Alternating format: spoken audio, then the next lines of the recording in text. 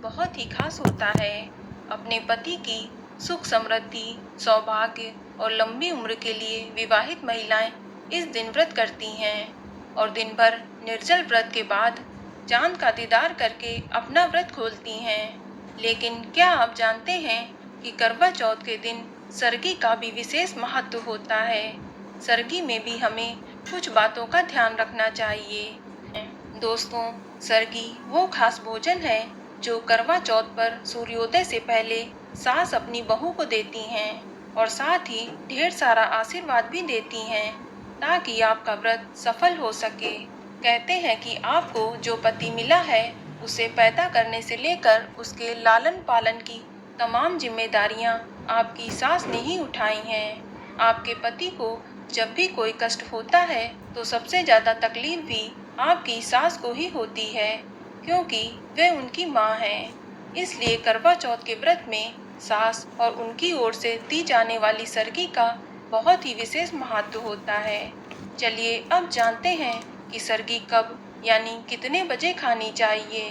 तो आपको बता दें कि सरगी सूर्योदय से पहले खा लेनी चाहिए, यानी कि सुबह लगभग 4 से 5 के बीच में आप अपनी सरगी खा लें और उसके बाद दिन भर आपका निर्जल व्रत स्टार्ट हो जाता है। चलिए अब जानते हैं कि सरगी कौन देता है और यदि सास न हो तो सरगी किससे ले सकते हैं। तो आपको बता दें कि वैसे तो सरगी का अधिकार सास का ही होता है। सास ही अपनी बहू को सरगी देती है। सरगी एक तरह का बड़ों का आशीर्वाद होता है, लेकिन अगर किसी की सास न हो तो घर की कोई भी बुजुर्ग महिला जिन्हें आप सास का दर्जा देती हो या जो महिला आपसे उम्र में बड़ी हो उससे भी आप सरगी ले सकती हैं।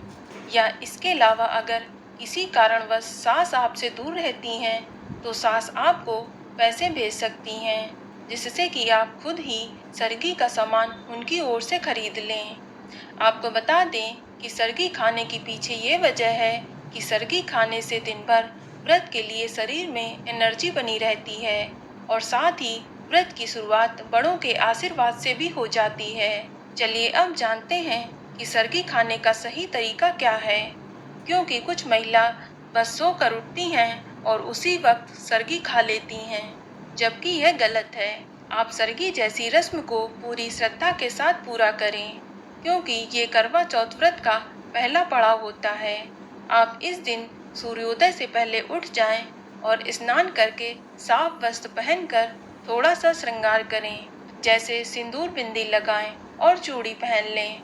और अब अपनी सास के हाथों से सरगी की थाली लेकर उनके पैर छूकर उनका आशीर्वाद लें और अब दक्षिण दिशा की तरफ मुंह करके अपनी सरगी खा लें। बस ध्यान रखें कि सरगी खाने के बाद लगभग 1 घंटे आपको आराम भी करना चाहिए, यानी सरगी आपको सूर्योदय से लगभग 1 घंटे पहले ही खा लेनी चाहिए और फिर अगर आप सोना चाहती हैं तो सो सकती हैं या सिर्फ आराम करना चाहती हैं तो आराम करें। इसके बाद जब आप उठेंगी तो इसके बाद आपको दोबारा स्नान करके स्वच्छ वस्त्र पहनकर श्रृंगार करना चाहिए।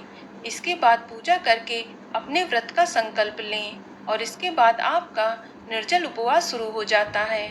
चलिए अब बात करते हैं कि सरगी में क्या खाना चाहिए और क्या नहीं खाना चाहिए। तो सबसे पहले जानते हैं कि सरगी में क्या खाएं।